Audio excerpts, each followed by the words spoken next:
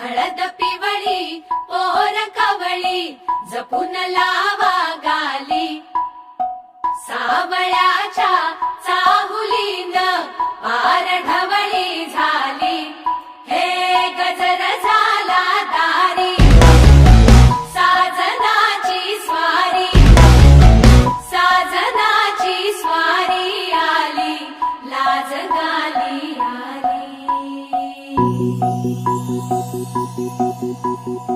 मन झालं धुंद बाजिंद ललकारी ग, फिरतीचा गंध आनंद नवलाई ग।